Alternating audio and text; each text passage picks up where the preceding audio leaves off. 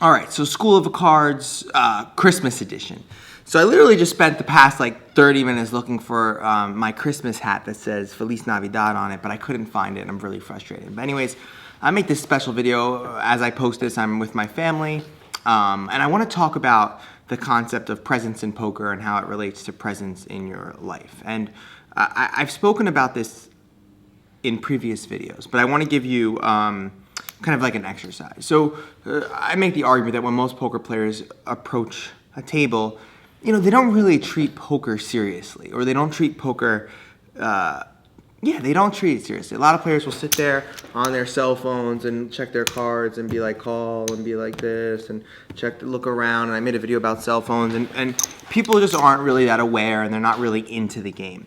But this is not just, you know, poker. This is life in general, right? Most people kind of go through life like that. They don't dedicate themselves fully to their jobs. They don't dedicate fully to their relationships. They don't dedicate fully to conversations. Most people aren't this concept of present. And I always believe that, you know, the best way at the nonverbal group and in school cards, in school cards too, I have this system of basically slowly layering on information, right? And I'll talk about this later, but most people learn, you know, poker, they learn about this, and then they're expected to apply it all in one process, and it doesn't work like that. Most people can't think like that. They need to think systematically and in layers.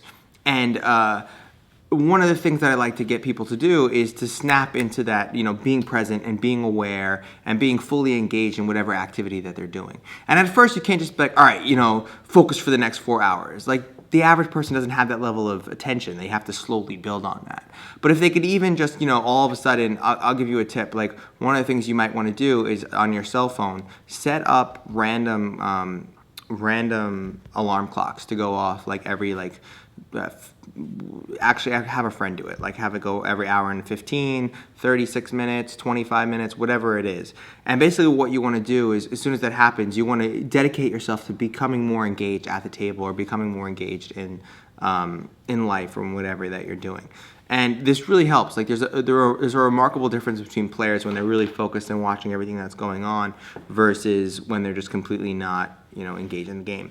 And it's the same thing, because it's Christmas, it's the same thing with our families and our loved ones and people like that. And if you want to practice being more present at the poker table, or being more engaged at the poker table, you should be practicing being more engaged and present in life as well. So like, as you sit down, maybe some of you for Christmas dinner or for holiday dinner or whatever, you know, trying to really pay attention to the people that are across from you and your family members, and really, you know, suspend everything else that's going on and just focus on what's happening in the now. Because that's really what poker is all about. Like, poker is about suspending everything that's going on in life. It's kind of beautiful in that way, right? Like, you're sitting at a table, you've got these 9 or 10 or whatever players, and they come from all these different backgrounds and experience levels and all this stuff, and you're sitting down, and your number one way, or the most control you can possibly have over the dynamics. You can't control what's going to happen on the flop. You can't control what this player is going to do. The only thing you can really do is control yourself. And that control comes from really focusing and really getting dedicated to what's going on at the table. And I think Christmas is like the perfect place to remind us where we should be doing the same exact thing with our families.